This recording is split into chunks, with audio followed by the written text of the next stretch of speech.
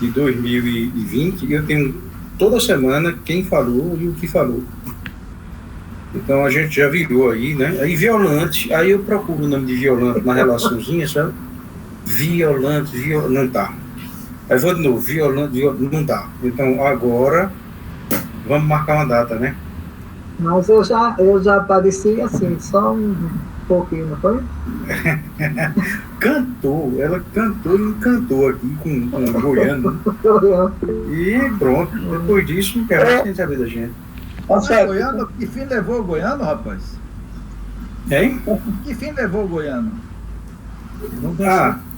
Eu acho que ele pediu um tempo, e eu acho que de uma forma bem interessante, porque de uma certa forma, bicho, na minha opinião, as críticas estavam passando do limite, né? Quer dizer, eu acho que você discordar de uma pessoa é absolutamente normal, é natural. Agora, o teor de palavrões que estavam saindo lá em relação a ele, bicho, eu acho que ele não merecia, não. Eu acho que ele pediu um tempo. Eu converso muito com ele. Eu converso com ele pelo Zap. Não foi isso, não. A gente, vez por outra, ele brinca comigo, uma publicação minha, eu brinco com publicação dele.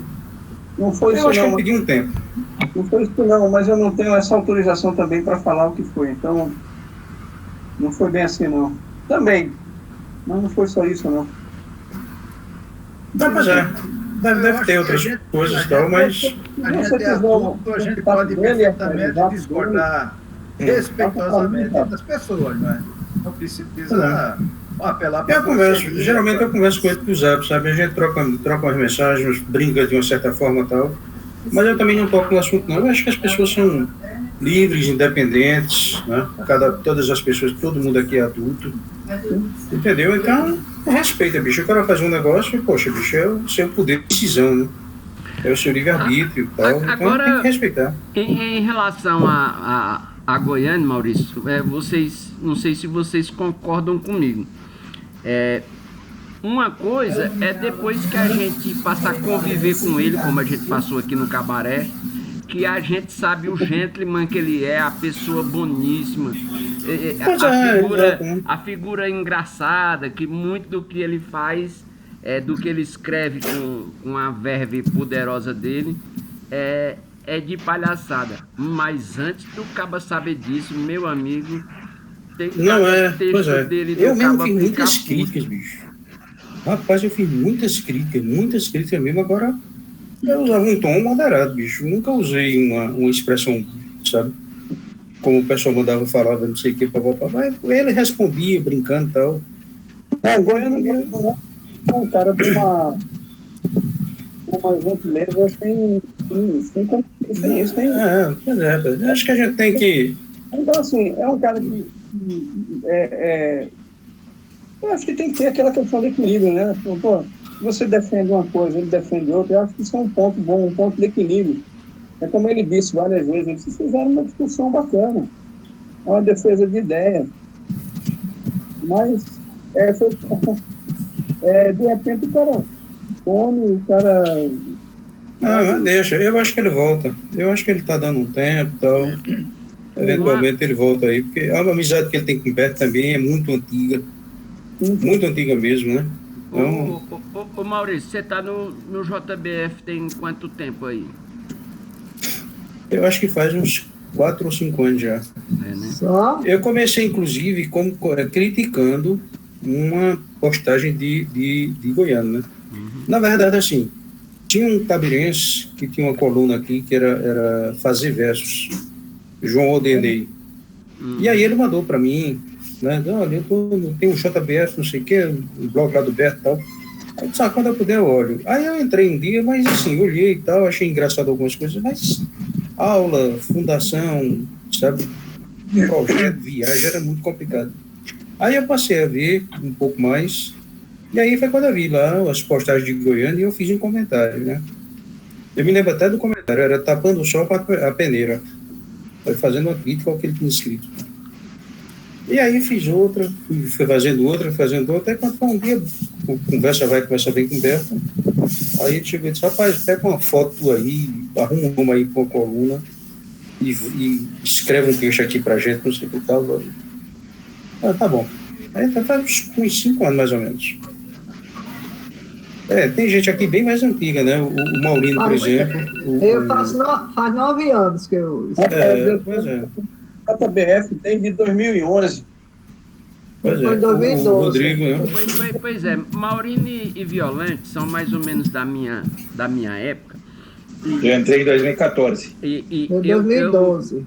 E eu queria muito que vocês tentassem entender assim o que eu vou falar. Eu gosto muito do posicionamento que a gente tem, gosto muito da forma como as coisas saem lá, mas quem é mais antigo como eu deve concordar que a gente tinha muita poesia e muita produção de coisa de nível elevado de cultura e também de coisa engraçada. E o que eu noto, e isso não é uma crítica a gente, é uma crítica geral, inclusive a esse povo que foi embora. Porque eu tenho acompanhado muito, eu não sei se vocês prestaram atenção naquela moça formidável que teve semana passada, Daiane, quer dizer, uma menina extremamente inteligente e habilidosa, mas uma hora ela começou a dizer, olha, eu inclusive vou começar a me posicionar politicamente de maneira mais efetiva. Então o que eu tenho notado é que o povo, principalmente aí do Pajeú, eu acho que pelo domínio do PSB aí de Paulo Câmara e essa herança de Eduardo Arraes, até do avô dele que conseguiu cooptar Ariano Suassuna e a grande massa, digamos assim, dos produtores de cultura, aí o povo foi se afastando. Você pode ver que o próprio Marcos Maílton, isso é uma opinião minha, não conversei com ele nem nada, mas eu percebi que ele manteve uma certa distância. E aqui e acolá ele escreve um texto, o último texto dele, inclusive, me impressionou por ele ser um juiz que está trabalhando junto ao STF, né, em processos lá. E ele colocar uma posição até, digamos assim, mais contrária a esse povo, né? Um negócio... Tá complicado, sabe, né? Tá muito difícil, rapaz. Olha, é impressionante, bicho. A gente fica brincando aí, não, olha, não vale perder a amizade e tal, mas, bicho, eu tenho amigos que estão absolutamente distantes de mim, velho. Que não comentam, que não cumprimentam e tal. Mas, olha, a ideia aqui é outra, né? A ideia aqui é o seguinte. Mas atingiu todo mundo, sem nem perguntar, na camarinha, na sacristia, no ponto de... terrível. Todos os grupos são dominados por essa... Aí agora a gente precisa se reinventar para não deixar que isso atrapalhe. Pois é. Eu acho o seguinte, pessoal, eu defendo essa coesão que a gente tem, sabe? A gente passou aqui um ano tratando de brincadeiras, de histórias, de bêbado, de corno, de para-choque, de boiola lá, do boiola do Rodrigo, com boa expressão. Em suma, bicho, a gente falou aqui de costumes, né? De cearês, de pernambuquês. Eu trouxe um monte de poeta. Rapaz, o que desfilou aqui de poeta, que eu achei, assim, fantástico. Fantástico. Dedé Monteiro, o Marlon Torres, né? O menino deu um show aqui, bicho. A Daiane, a própria Daiane, deu um show, né? Assim, um negócio fora do comum. Hélio Crisanto, já se apresentou. Sim, pois é, o pessoal da SPVA. Hélio Crisanto. Então, eu acho, rapaz, o seguinte, na minha opinião, eu já disse aberto umas 200 vezes, assim, brincando, tá? Vou dizer 201. Eu tenho, assim, a vontade de criar uma fundação chamada Fundação Besta Fubana, para ela trabalhar exatamente essa parte política, sabe? Cultural, né? Isso. Entrar em projetos e fazer e tal. Eu já falei com ele algumas vezes, ele disse, olha, eu não quero nem saber, faça. Mas aí o tempo está muito escasso e tal, mas eu vou pensar nisso. Já entrou aí, ó. Eu vi. Então, rapaz, eu era assim, criar uma fundação, tá certo? Essa fundação participar de projetos, e esses projetos seriam multiplicadores de cultura. Por exemplo, o Walter, né? O Walter Ô, Maurício, Portela. falando sério, vou te interromper. Eu já fui presidente de fundação como tu, eu faço o jurídico da fundação. Estou disponível, eu faço a parte jurídica. Pronto. Então, veja só que coisa. Eu tenho tanta experiência de fundação quanto o Rodrigo. Passei 5 anos e meio e sem contar as outras do tratando de projeto. Então, aí tem um monte de gente, sabe, que poderia tipo, se organizar um negócio desse e tal, e a gente criar um negócio sério, bicho. Mudar um pouco o nome do cabaré, né? Mudar o nome do cabaré. Deixar e botar realmente para trás de projetos para poder levar cultura para toda a parte do Nordeste, bicho. Integrar o Nordeste de uma forma, os poetas, os prosadores, os contadores de casos, reunir esse pessoal num evento de arrombar, entendeu? Eu concordo com tudo que você está dizendo, exceto de mudar o nome. Continuar cabaré, pô. Pessoal, a gente está conversando muito. Hoje a gente tem que ser rápido mesmo. O cabaré é bom, né? O humor, não é? Mas a gente vai ter que terminar realmente às 8h30, porque eu vou viajar. Aí, Neto, começa aí, Neto. Diga, meu. Aqui tem um projeto, depois da pandemia e a coisa de uma parada, que é na mala do poeta a poesia de todo jeito. Rapaz, eu tenho um livro, eu vou ver se eu mando algumas coisas pelo Zap, para você ver. É um pessoal que se reúne, escreve uma coisa, coloca lá numa espécie de um... O cara fez assim, colocou num baú lá e tirou, escolheu, editou um livro. E é a reunião do pessoal, bicho. Tem que partir com coisa assim, rapaz. Tem que partir com coisa assim. Era bom que o Walter participasse por conta da relação que tem com a Bargaça, né? Que seria uma forma. Mas, Neto, vamos falar sobre Quixadá ou vamos falar sobre teu primo? Fica à vontade. Se não falar de Quixadá, eu já vou embora. Neto, como é a história lá do... Conta aí, tu vai. Fica à vontade, bicho. Rapaz, povo, nossa reunião hoje é assim. Maurício tinha 2 convidados que eu não vou dizer quem são, se ele quiser ele fala.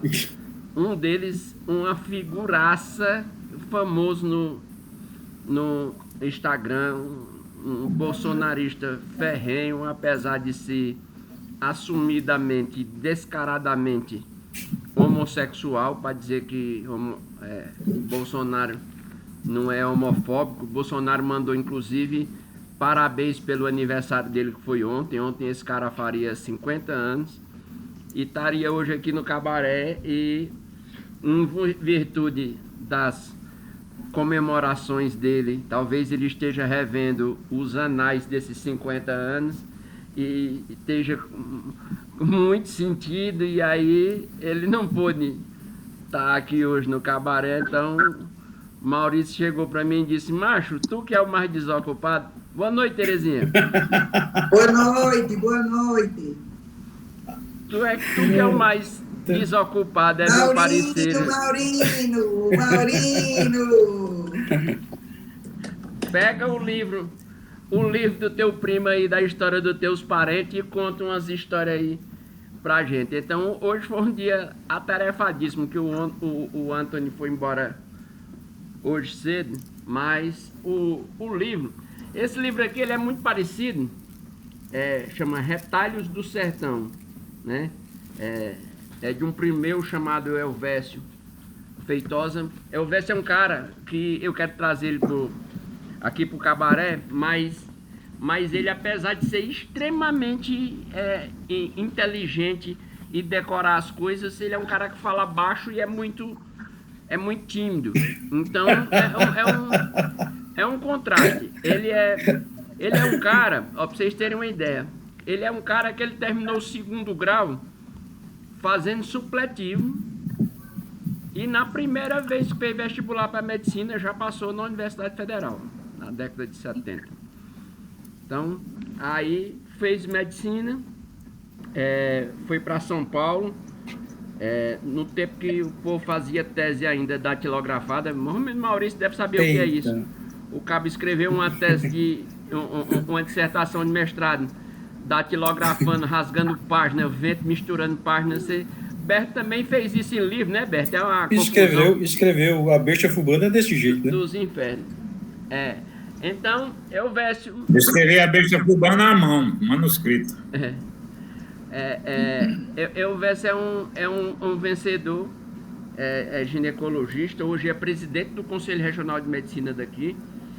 Eu não sei como é que um homem tão inteligente é petista doente, que ele não é nem um cara que se envolve em política nem nada, é super discreto, mas é uma coisa assim que não dá nem para conversar sobre esse assunto perto dele. Mas uma memória absurda. E ele, o que foi que ele fez? Ele pegou um monte de história que tinha da nossa família e que era já comum, muitos desses parentes bem perto dele, e saiu colocando num livro. Se Jesus estivesse aqui, Jesus ia confirmar uma história que ele disse, inclusive uma vez aqui no Cabaré, que é o seguinte, é que as histórias rodam o mundo e o povo que vai contando, vai adaptando, por exemplo, para mangá do prefeito da cidade dele, do ricão da cidade dele, de uma coisa, vai mudando para os personagens locais e depois a história chega no autor de novo. E isso já aconteceu com Jesus. Jesus dizia, rapaz, quem escreveu isso aqui fui eu, quem começou isso aqui, volta para casa e às vezes já volta, né, distorcida. Então, algumas das histórias aqui que eu vou contar, eu não tive tempo de separar muitas aqui, vou tentar ser engraçado. Uma coisa interessante também, eu até esses dias fiz contato com o Zé Lito Nunes, vou tentar retomar a conversa com ele mais prolongada. Quem aí já leu o livro de Zé Lito, que é da mesma maneira dele, né, contando as histórias dos matutos e tudo. Histórias de Beradeiro. Exatamente. Eu não sei, Berto, se você como um escritor pode relatar isso. Tem histórias que você lê, que você sabe que são engraçadas, que quando você repensa na sua cabeça alguém contando, ela fica engraçada, mas do jeito que está escrito, ela não tem muita graça. Você entendeu? É a questão do estilo, né? Cada um tem um estilo de contar. Você está dizendo uma história interessante, engraçada, depende do jeito do escritor, né? Da maneira como ele conta, da maneira como ele diz. Pois é, aquela história do trem da Gretchen West que Gessier transforma numa palhaçada, no livro ela já é engraçada. Lógico que Gessier fica muito mais engraçado. Agora, uma coisa que eu noto é que, por exemplo, o povo quando vai escrever história de matuto, fica tentando ser muito culto na hora que está contando a história. Talvez pensando na crítica que vai ter dos seus pares e tal. Por exemplo, o cara que prefaciou esse livro dele é o presidente da Academia Cearense dos Médicos Escritores. Eu não sei se isso acontece. A gente vê muito isso, né, Maurício? Em livro de matemática, os caras escrevem livro para matemáticos, outros julgarem e dizerem que o cara é o fodão. Um leitor comum que se lasca para entender o que é que tem. Verdade. O que é que tem ali. Bom, deixando de enrolar aqui. Espera aí. Ô, minha filha. Não vem acanaiar o negócio não, que já é acanaiado.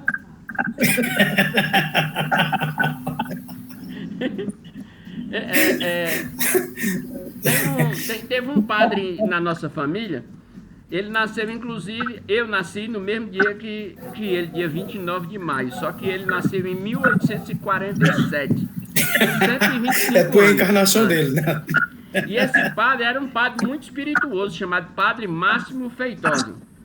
Dizem que era um dançarino fino, gostava de cerveja e tudo, mas não feria o matrimônio de jeito nenhum. Tem um primo meu hoje que é padre, mas esse é completo. Esse toca sanfona, bebe, joga, namora, se for preciso briga.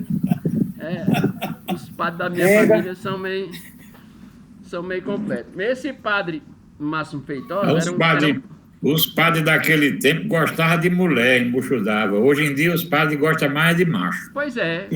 Atrás de cu de menino, como é que pode, né?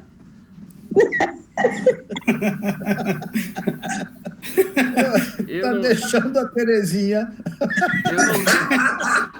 Eu não vejo graça.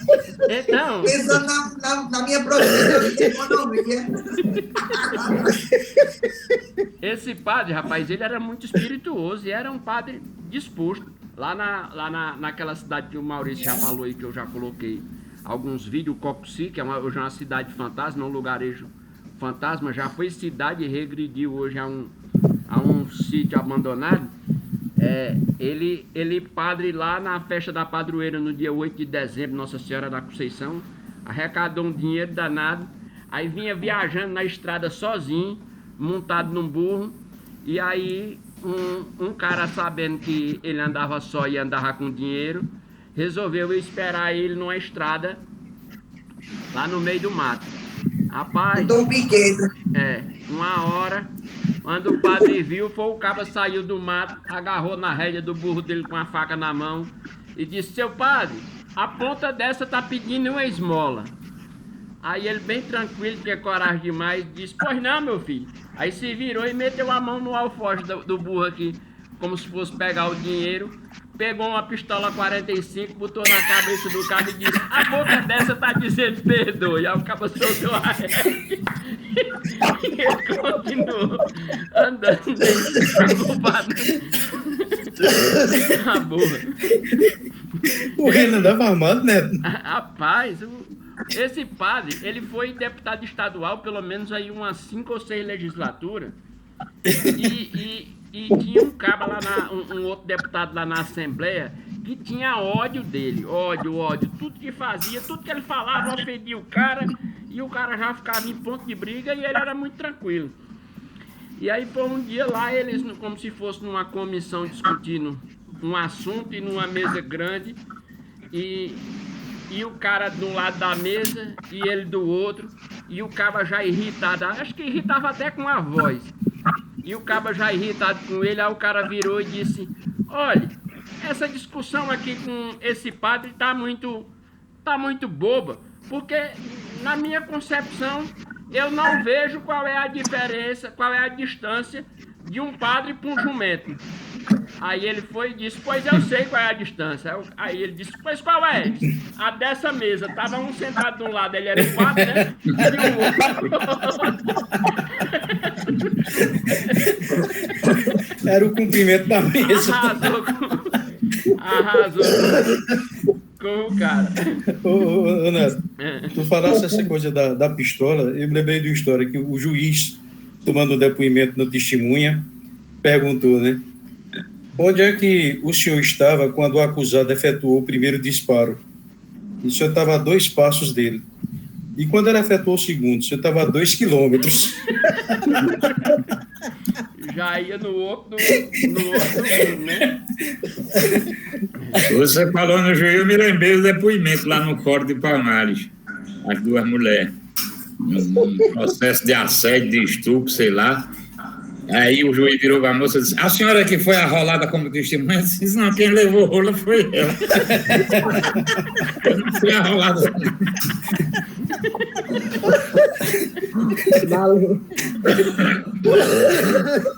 A falta que faz um dicionário. Na linha Catanga tem um cordel ótimo sobre isso. Da linha. Tem uma história que eu não lembro mais ou menos aqui na minha família também, que tinha um cara lá no interior, que era um senhor respeitado, e que quando tinha, assim, alguma questão, ele resolvia, e ele era meio médico, meio farmacêutico e tal. Aí estavam lá com história, surgindo um boato que um cara tinha deflorado uma menina, e a menina negando, e a família naquela confusão, mata o caba não mata, e a família do caba dizendo que o caba não tinha feito nada. Aí levaram pra esse cara lá, acho que chamava Seu Pedrinho ele. Levaram pro Seu Pedrinho fazer a perícia, né? Verificar se o ímã ainda estava intacto ou não tinha. Aí Ele entrou lá pro quarto com a menina, tirou a roupa. Quando saiu, os cabas perguntaram, e aí? Ele disse, não, furaram não. Tem rastro de pica aqui por todo lado, mas entrar mesmo...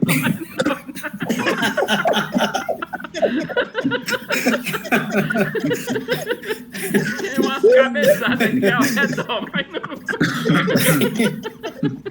Esse não rastejador aí. Eu acho que a menina deve ter chorado a ele, dizendo, olha, se você contar, eu vou ficar depravado, e ele, sem querer mentir, aí contou essa história. Outra história do Padre Márcio interessante, em 1877, teve uma seca muito grande. E aí, mais ou menos em 1885, ele vinha no trem, conversando com um cara, e o povo já sabia que ele era espirituoso, já vinha conversar com as coisas, e sempre teve essa história que o povo falava assim, um padre come por 10 jumentos, né? Porque os padres iam rezar missa nas fazendas do interior, o cara saía de lá com porco, não sei quantas galinhas, carneiro e queijo e tudo, fora os dias que passava lá de forma nababesca. Aí o cara começou a sentar com ele, conversando, aí disse, rapaz, na seca de 77 na minha cidade, só escapou mesmo o padre e jumento. Aí ele virou e disse, foi? Foi. E você é padre por um acaso? Aí ele disse, não.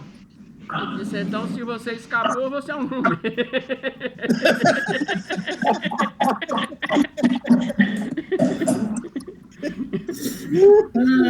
Outra história interessante que tem,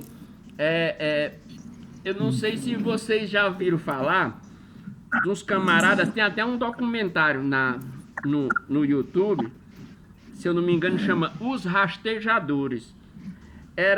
Tinha um povo aqui, uma família chamada Valadão, que era muito ligada à minha família, e que eles tinham, ainda hoje os descendentes têm uma habilidade danada, como se fosse de índio, de conhecer rastro de animal, de tudo, né?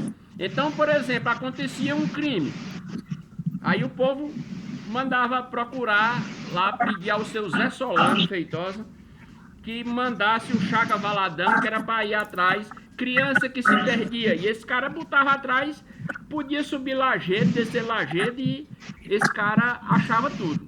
Esse documentário é muito interessante, chama Os Rastejadores, conta um pouco da história dos antigos e conta os mais novos, inclusive, ainda com essa habilidade. E aí tinha um cara chamado Chaga Valadão, que era o rastejador lá e achava tudo e tal. E esse cara tinha catalepsia e ninguém sabia. Então, ele uma época estava numa diligência lá procurando alguém, teve lá uma catalepsia, o povo chegou, olhou e disse, está morto. Aí mandaram comunicar o primo lá do meu pai, seu Zé Solano, que mandasse buscar que o homem tinha morrido. Aí ele foi e mandou 3 sobrinhos dele para ir buscar. 2 vinham trazendo na rede, né? O pau no ombro, a rede no meio, o morto pendurado e um descansando. Quando ia cansando, ia trocando. E os sobrinhos desse Zé Solano, tudo viciado em baralho. Quando vem trazendo o defunto, que vem chegando no meio do caminho, começou a dar uma neblina mais pesada. O que foi que eles fizeram? Pararam numa árvore, armaram a rede do defunto e ficaram na copa da árvore jogando baralho para passar a chuva para poder continuar a caminhada. Meu amigo, já de tardezinha para de noite o negócio escurecendo. Quando o caba torna da catalepsia, estão lá os 3 jogando baralho. Aí o caba dá um pulo da rede e diz, bote carta pra mim também. Os 3 se espalharam no meio do mato, no meio da amizade. Isso é sexta-feira, pouquinho da noite. Quando eles vieram chegar na fazenda, era domingo. Cada um chegando numa hora, tudo ralado. Ó, de espinho de jurema na cara, tudo rasgado e tudo. E quando chegaram lá, o cabo, o defunto, já tinha contado a história, já tava um pouco tudo esperando os três. Chegaram com fome, perdido no mato. E o povo fazendo hora. Ô Neto, lá em Palmares, um caba teve um negócio desse e acordou. Porque tinha uma lei que não podia enterrar depois das 6 da tarde. Nem balança os cachos. Era uma figura popular que tinha lá. E ele teve uma catalepsia dessa, aí levaram para o cemitério. Aí o Moro Coveiro disse, não, só amanhã, porque a lei diz que não pode. Aí botaram ele na pedra lá, né? E ele acordou, pulou o muro do cemitério. O muro fazia fronteira com a Coreia, que era a zona lá de Palmares. E ele vestido com a mortalha, rapaz, foi rapariga, correndo para tudo que é banda. E o que eu acho mais interessante é que esse neném ganhava a vida contando história para menino, a mãe dava... Aí ele passou a contar para as crianças quando ele esteve no céu. A imaginação dele, né? Que ele morreu, foi no céu, aí voltou e contava aquele negócio. Eu sei que tem uma história que... Eu sei que tem uma história que a sogra do caba tinha catalepsia e ninguém sabia. E a véia deu um ataque e ficou como morta. Eles moravam no sítio, né? Botaram a véia no caixão, velaram. Quando estavam indo nas veredas, o povo carregando o caixão e tudo, alguém lá que vinha desprevenido naquela hora de trocar de mão, tropeçou numa pedra. Eu sei que derrubaram o caixão. Quando o caixão bateu no chão, a véia foi e acordou. Aí, pronto, ficou aquela coisa e tal e tudo. A véia escapou. Quando deu mais ou menos uns 3 meses depois, a véia morreu de vez. Aí chegou o velório e tudo. Quando foram sair no cortejo para levar lá pro cemitério, o genro tratou logo de ir na frente. Disse, não, eu vou aqui na frente, eu vou logo atalhando uns paus, umas pedras, para não ter perigo. Dessa vez o negócio não dá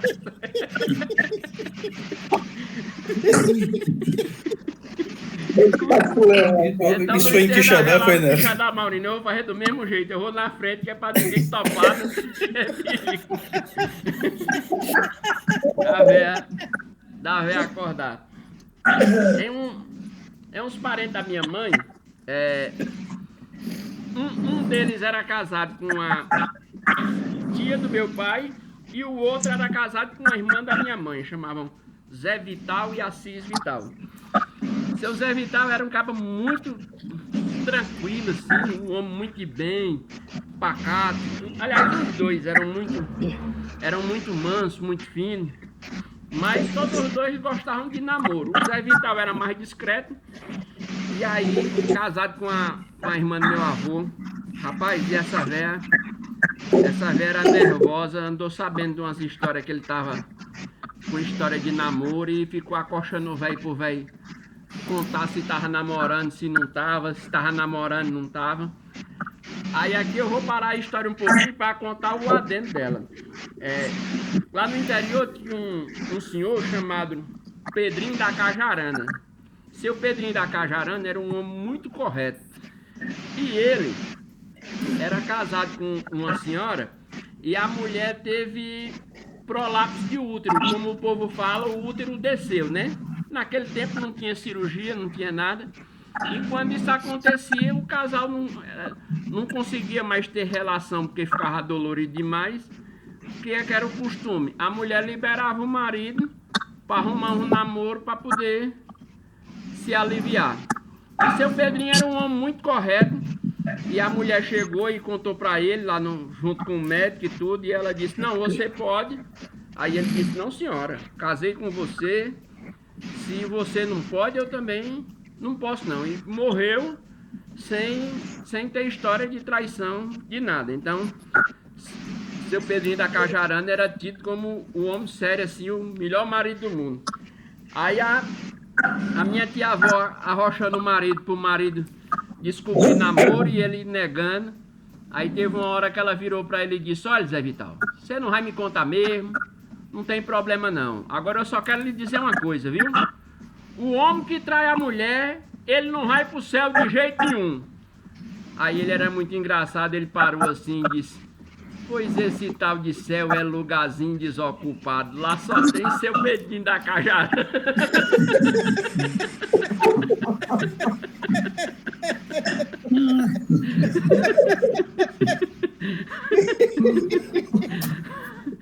Se for pra não ir pro céu, tá ruim.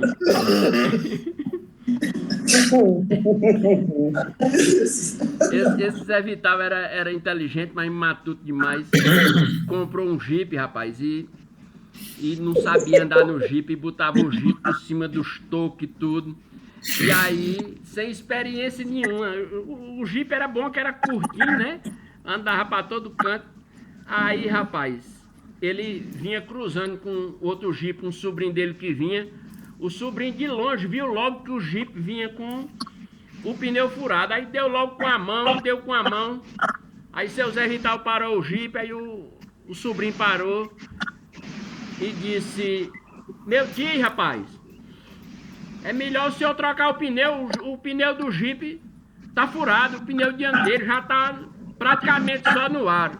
Aí ele foi e disse: é por isso que eu dou valor a chuvé experiente. O cara basta olhar pro carro, já descobre o defeito. Já tava com bem meia hora que eu vinha, o Jeep vinha bestinha querendo entrar no mato e eu atalhando e já não consegui, e sem saber o que é que ele tinha. Eu me lembrei daquele mulá que chamavam com ele de Bibi Fonfon, lá do Iraque, do Irã, sei lá, que ele levou um tiro na cabeça e ficou meio doido, né? Aí ele subia no Jeep, o Jeep sem pneu, ele subia no Jeep e ficava Bibi Fonfon, o Jeep sem pneu, bicho. Um cara assim também, rapaz, era uma onda, viu, bicho? Ele pegava uma panela de tampa de cozinhar e saía. Eu já vi um cara desse, assim, vi por uns instantes ele parado assim num local, e aqui em Fortaleza, hoje essa avenida ainda é movimentada, mas nessa época era demais. Chamada Avenida Bezerra de Menezes, liga Fortaleza, a região metropolitana, a Caucaia. Rapaz, um trânsito de 5 horas da tarde, o maior do mundo, e esse doido eu não lembro se era uma direção pequena de carro velho ou se era algo que imitava uma direção, mas com um retrovisor na mão e buzinando e dando seta, doido, varrido mesmo, doido varrido. Aí esses dias eu tava vendo, eu não sei quem foi que falou aí de não sei quem da latinha, e aí eu fui pesquisar no YouTube e vi esse doido também que percorre o mundo aí. Eu não sei se é de Caicó, Terezinha. Tem um doido aí, não sei o que, da latinha. Não sei se foi Jesus que falou disso. Que ele vai todo dia de um município pro outro, vai num dia e no outro dia volta, com esse negócio de dirigir. O irmão desse tio Vital, chamava Assis, casado com a irmã da minha mãe. Eles dois tinham um outro irmão chamado Duquinco. E esse Duquinco era muito engraçado. Era gordo, com milão. E era muito espirituoso. E nessa mesma época que eles compraram os Jeep, o Duquinco comprou também, né? E aí eles ficaram famosos. O Duquinco só andava correndo feito uma desgraça, mesmo sem saber dirigir que prestasse. E o outro Assis andava devagar, que às vezes era melhor ir até a pé do que ir com ele. Aí, um dia, eles saíram, estavam numa fazenda, o Assis chegou, o Duquinco estava. O Duquinco saiu um pouco mais cedo, o Assis atrás, os dois na mesma direção. E aí o Assis vinha conversando com um passageiro. Quando deu um pedaço que eles olharam assim, tinha umas 10 braças de cerca derrubada. Aí o cabo disse: rapaz, que desmantelo, o que será que aconteceu aqui? Aí o outro: isso eu sei, isso aí já foi Duquinco que passou por aqui. Então o cabo, do jeito que vinha, chegava numa curva, ele entrava, levava um 8 de cerca, voltava para a estrada, só andava as carreiras. Esse cara, esse Assis, que era casado com a minha tia, ele era um cara muito inteligente e ele tinha, depois desse Jeep, ele tinha uma picape rural e nessa picape rural ele carregava gente e carregava mantimento, né? Fazia a linha para Tauá, os 60 quilômetros lá, e trazia gente, e trazia as coisas, fazendo frete. Era fazendeiro, isso não era o meio de vida dele, mas era o meio de sustentar o carro. E aí chegaram para ele e disseram o seguinte: Assis, ó, vai começar a ter uns negócios aí da polícia, tem que tirar a carteira de motorista. Aí ele disse: não, então tá bom, vou pro Crato tirar a carteira de motorista. Aí o cara disse: não, e a carteira de motorista é o seguinte, tem 2 tipos de carteira. A carteira que chamava de amador, que era pro cara só dirigir, e a carteira de profissional, que era para carregar gente, fazer frete e tudo. Aí ele disse: rapaz, e qual é a diferença? Ele disse: a diferença é que o cara profissional, quando termina lá a volta lá, que dá lá no Detran, tem umas perguntas lá de mecânica, o cara tem que saber mecânica. Então tá bom, ele não sabia de nada, se danou pro craque para tirar a carteira de motorista profissional. Chegou lá, no dia, o cara pegou o inspetor lá do Detran: seu Assis Vital Feitosa. Ele: sou eu.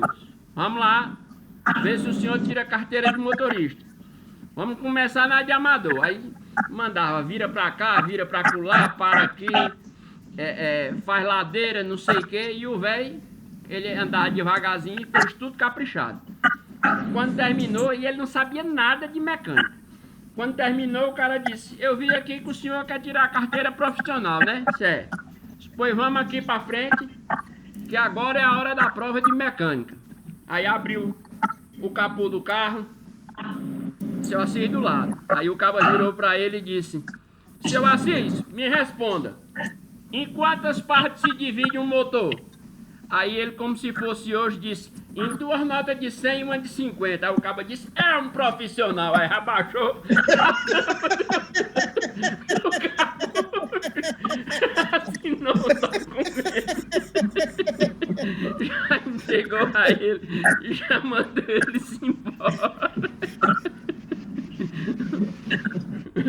Uma outra vez foi um irmão da minha mãe, ele era vice-prefeito numa cidade vizinha de Aiuaba, chamada Arneiroz. Um nome bonito, né? Que a gente bota na cidade, Copuci, Aiuaba, Arneiroz. Aí, meu tio era vice-prefeito nessa cidade e também era muito espirituoso.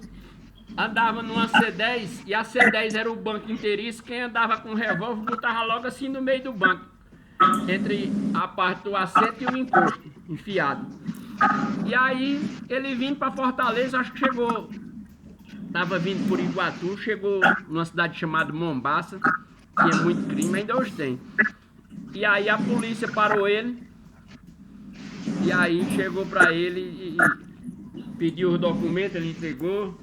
Aí o cara pegou e disse: o senhor conduz alguma arma? Aí ele disse: não, senhor. Se a gente pode conferir o carro? Aí o meu tio disse: pode, fica à vontade. Ele desceu do carro e ficou. Ora, na hora que o policial, já sabendo dos cantos onde o povo carregava o revólver, meteu a mão entre os bancos, já puxou o revólver dele. Aí disse: e esse revólver aqui? Aí ele disse: rapaz, não é meu não. Disse: como é que não é meu? Não é seu, se eu achei aqui no meio dos bancos. Aí ele disse: não, meu amigo, é seu. Você deve ter deixado cair o revólver aí dentro do carro, porque eu mesmo não carrego arma não. Aí o policial já se ligou, aí disse: não, tá bom. Aí já foi botando o revólver na cintura. Aí o meu tio disse: mas eu tenho vontade de possuir um revólver bonito desse. Eu era capaz, tipo assim, de dar R$300 num revólver desse. O guarda foi e disse: pois tá vendido. Aí entregou o revólver. Rapaz, olha, é antigo, viu? É antigo, velho. Não tem isso não. A corrupção é antiga mesmo. Aqui chegou com os portugueses, né? Esse meu tio, ele tinha uma lábia muito boa, rapaz. Ele uma vez, ele estava em Tauá e um caba... Ele estava indo para Tauá e o cara foi... Um caba que morava no mato disse, rapaz, minha mulher foi em loja tal e tudo, comprar um colchão pra gente. O senhor passa lá para trazer, que eu pago o frete e tudo. E aí ele foi na loja, a mulher era bonita que só o cão, a mulher do caba. Ele botou esse colchão em cima, quando vinha no meio do caminho, já veio conversando a mulher. Convenceu ela a fazer um test drive no colchão no meio do caminho.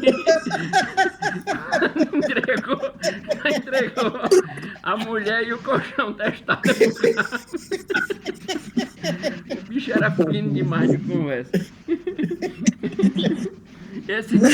Esse seu Assis Vitor era casada com a irmã da minha mãe, e essa irmã da minha mãe tinha a volta meio enjoada, era mulher de moral e tudo.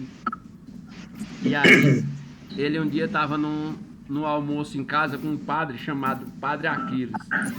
Eles tinham convidado o padre e tudo, e a mulher dele tinha preparado uma rabada de ovelha, uma ovelha gorda lá, que o padre gostava. E aí, começaram a servir a mesa, a mulher estava para a cozinha, e quando serviram a rabada lá, o padre olhou para ele e disse: seu Assis, eu tenho para mim que não tem nada melhor no mundo do que uma rabada de uma ovelha gorda dessa, não é não? Aí ele na hora disse: que é isso, seu padre? É porque o senhor não conhece, mas a rabada de uma nega nova é muito melhor. Aí a mulher vinha chegando atrás dele, bateu a mão no ombro dele e disse: e você já comeu, Assis Vital? Para saber, ele disse: eu comi não, mas meu irmão do que comeu e me disse que é muito bom. Jogou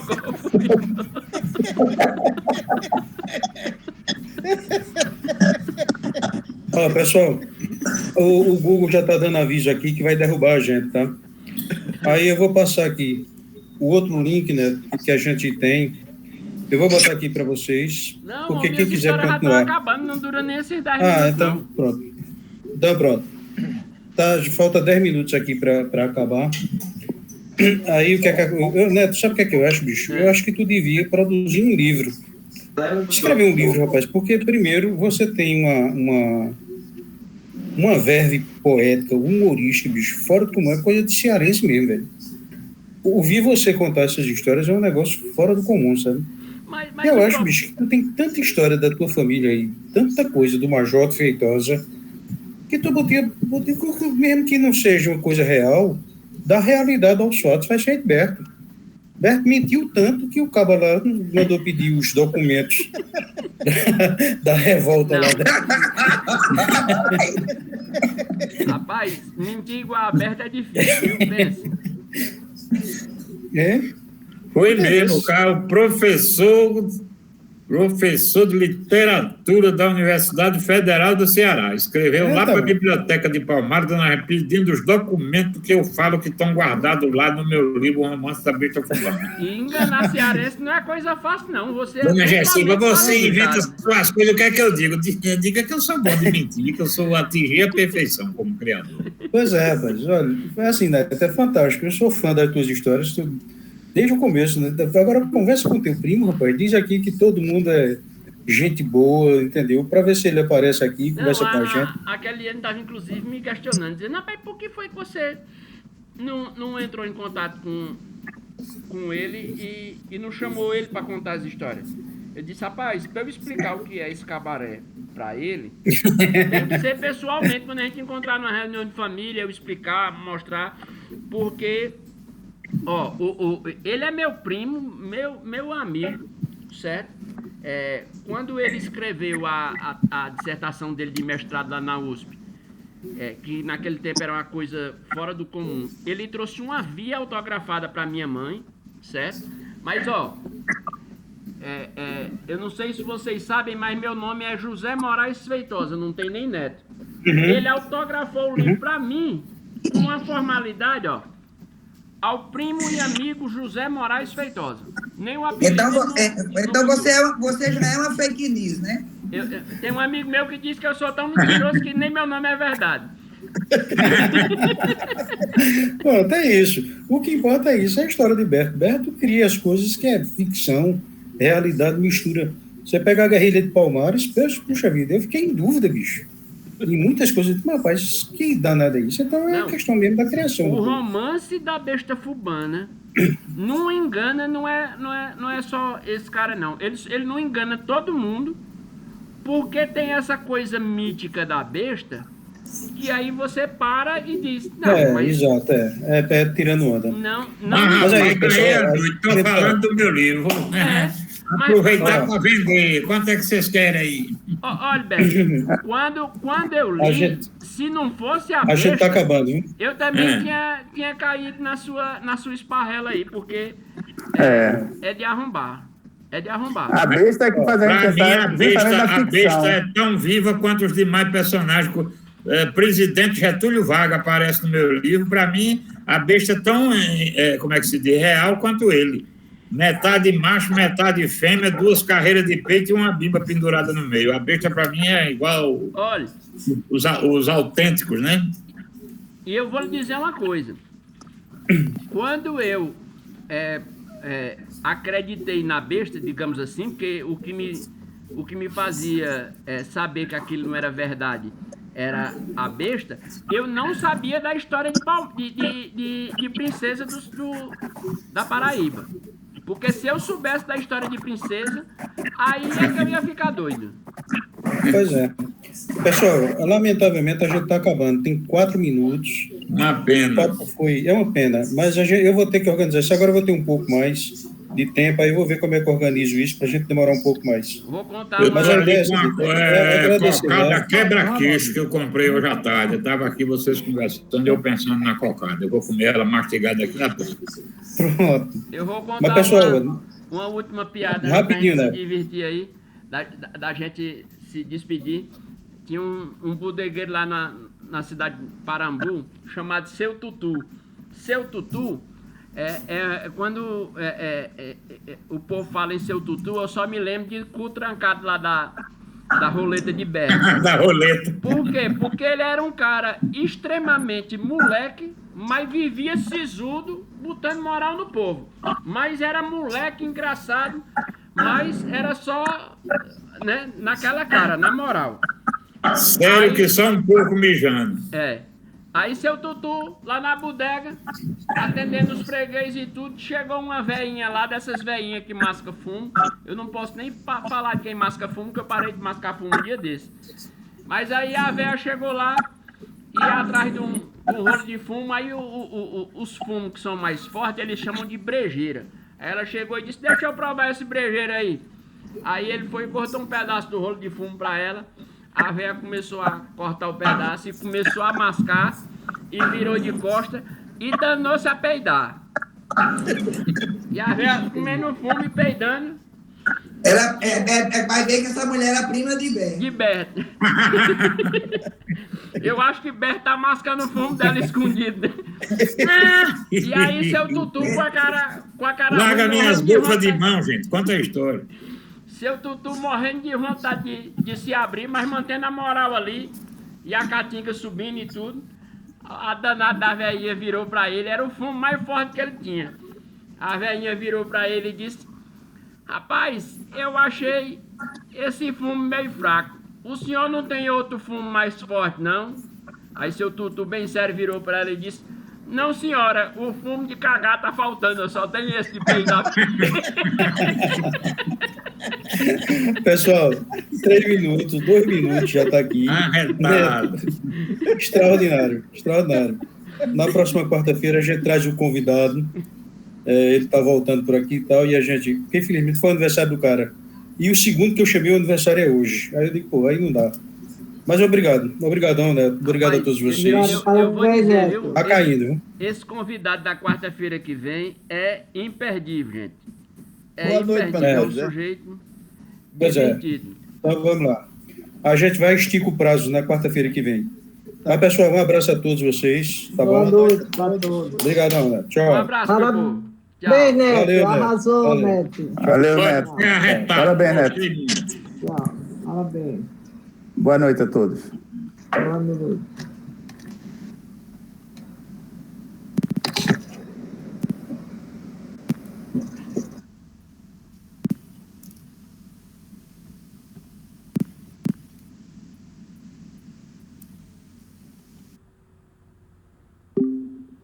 Pode sair, amor. Ei, amor. O que você achou que o povo tava gostando? Ah, o povo não. Deixa eu te falar. Quando você for fazer assim, se você quiser gravar, que você for falar, faz o teu